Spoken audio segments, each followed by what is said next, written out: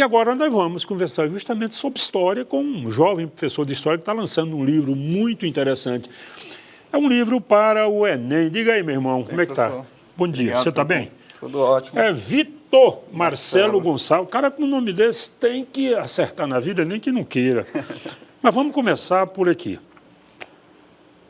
Você já pertence a essa geração de professores que aprenderam a trabalhar a história com caráter interpretativo. Eu sou do tempo que história era uma narrativa linear, sempre passado. Você nunca via nada de novidade na história. O conceito de história, evidentemente, mudou. Hoje a história é uma outra coisa. Como é que você se tornou professor de história, Vitor? Professor, eu sempre gostei, assim, inspirado nos meus professores que eu tive no ensino médio, né? Comecei a despertar essa paixão pela história. Eu sempre gostei no ensino fundamental e no ensino médio. E aí eu fui fazer pela UESP a graduação, ali no campus Clóvis Moura, e depois fiz uma especialização, um mestrado na UFP e estou terminando, tentando concluir um doutorado na PUC, em São Paulo agora. A gente ficou um ano morando lá e retornou, né? Porque você estava falando que a gente não deve deixar a nossa província, né? Eu adoro Teresina, então eu fui lá, adquiri conhecimento, mas voltar para minha terra natal e tentar compartilhar, né, isso que eu aprendi lá fora com os meus alunos, né, esse conhecimento que a gente, que quando a gente chega em São Paulo, a gente acha assim, é um mundo totalmente estranho do nosso, e a gente chega lá e a gente vê que o nordestino, o piauiense, o cearense, ele é respeitado, né, do ponto de vista acadêmico, e essa fama nossa de que gosta de estudar, a gente percebe que já chegou lá. Isso é muito bom. Isso. Olha, isso que o Vitor está falando aí é realidade. Quando há um concurso e os piauienses estão por lá, os concorrentes ficam muito assustados porque sabem que o cara não está para brincadeira, ele vai para fazer efetivamente. Mas me diga uma coisa, quando você estudou, você é bem novo, mas quando você estudou, o conceito de história ainda não era esse que é utilizado hoje nos exames, principalmente do Enem. Isso. Como é que você se adaptou a essa nova metodologia? O nome do trem é Ciências Humanas e Suas Tecnologias. Você que fala tecnologia e ensino de história, parece um negócio dissonante. Explica isso aí para mim, meu irmão. Professor, tudo que vem para mudar, às vezes incomoda, né? Você sai do comodismo, né, da sua zona de conforto e acaba incomodando, mas não tem jeito. O Enem, ele chegou para ficar, né? Desde 2008, 2009, ele vem apresentando um novo formato, né? E hoje os padrões, né? Ele está, digamos assim, padronizado pela BNCC, né? Que é a Base Nacional Comum Curricular, e que, na minha opinião, não trouxe nada de diferente de um movimento que já vem desde 96 com a LDB, Sim. a Lei de Diretrizes e Bases da Educação, né? E depois com os parâmetros curriculares nacionais, né? Os PCNs. Então, o que a BNCC trouxe de novidade, no meu entender, foi sistematizar essas competências e essas habilidades que já estavam previstas na LDB e nos parâmetros e colocar isso de forma sistematizada dentro das grandes áreas do conhecimento, né? No meu caso, a gente está tratando da história enquanto componente curricular dentro das ciências humanas e suas tecnologias. Então, a BNCC ela traz, né, 30 habilidades e 6 competências específicas da área, e para que o aluno possa desenvolver isso. Isso é o título do livro. Com relação ao que o senhor acabou de dizer, dessa coisa da história tradicional, né, e que a gente observa, que até hoje ainda há resistência com relação a isso, né? Você vai para um banco de questões procurar para colocar num simulado ou numa avaliação para o seu aluno, e acaba encontrando questões ainda tradicionais, com aquele estilo pergunta-resposta, que acaba criando aquela cultura de que a história é uma disciplina, uma ciência, né, decoreba, né, quando não é. A história não são os fatos, não são as datas, né, ela é a capacidade de estabelecer relação entre os fatos, né, e obviamente a gente não pode se distanciar de uma cultura histórica. e o tempo, né, que é uma coisa tão cara para nós historiadores. E os nossos alunos, eles são testemunhos disso, né, para que de fato serve a história. E eu aproveito a oportunidade da sua pergunta para esclarecer ao telespectador para que serve de fato a história, né?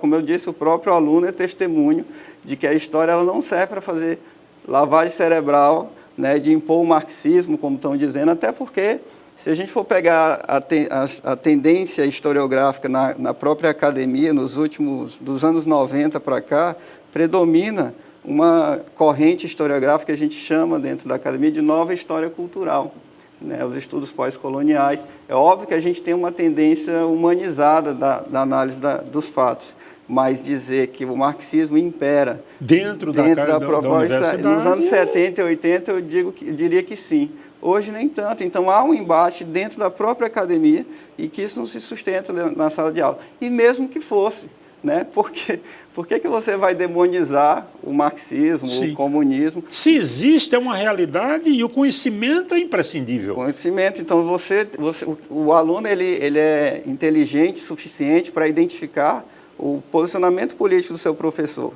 Isso não quer dizer que o professor está fazendo lavagem cerebral no seu aluno.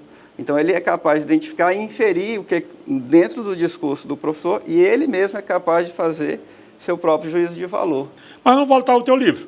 Como é que nasceu a ideia de arrumar esse livrinho? Como é que você fez? Professor, isso não foi um trabalho do dia para a noite. Não, então assim, vê-se. Eu já tenho 13, 14 anos em sala de aula e nos últimos 4 anos, justamente com essa nova proposta do Enem, de 2008, 2009 para cá, eu tinha uma dificuldade tremenda de encontrar nos bancos de dados questões que tinham até o rótulo lá dizendo que era um padrão Enem, mas que eram questões tradicionais. Então, eu tinha que elaborar, nas escolas que eu trabalhei aqui em Teresina, tinha que elaborar as questões para os meus alunos, né? Para os simulados. E aí eu fui juntando. Quando eu percebi... Você tinha um volume bastante grande, né? Tinha um volume de questões, de itens bastante grande. Aqui tem 400 questões suas. Inéditas. Inéditas, não é? Que o aluno não vai encontrar em nenhum banco de dados, em lugar nenhum, porque elas só estão no meu livro.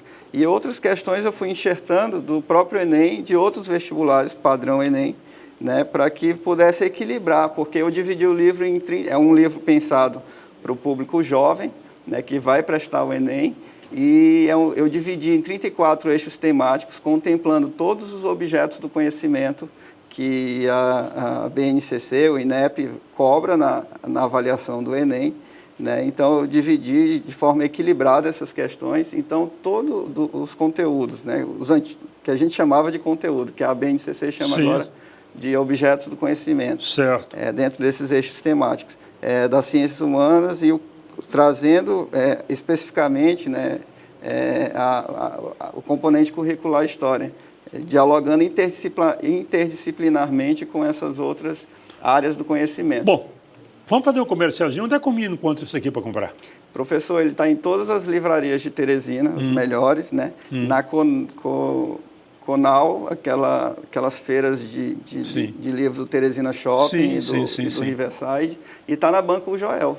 Bom, o Joel está vendendo também. Você que é candidato ao Enem, ou você que é professor, tem um professor do interior que às vezes tem alguma dificuldade para encontrar o material à mão, por isso é um livro que é necessário. Um livro tem que cumprir uma função. Então, o garoto já esteve aqui num outro momento, conversando conosco sobre República, e agora está trazendo um livro. Eu não li o livro ainda, mas prometo a você que vou ler com muita atenção, até porque eu estudei no Joaquim Silva, eu sou velho, eu estudei no Joaquim Silva, viu? Então, de todo o meu coração, espero que você continue fazendo o seu trabalho de pesquisador, que possa, inclusive, contribuir com alguma coisa da história do Piauí, tão necessária, não é? E trabalhe, pense e não se deixe influenciar por quem diz assim, tira isso aqui, põe isso no lugar, não vai funcionar. Essa história de tirar a escola sem partido é uma coisa perigosa. A escola tem que oferecer todos os partidos e deixar que o aluno escolha aquilo que lhe for conveniente ou adequado. Isso vale para a religião, isso vale para a literatura, isso vale para tudo na vida.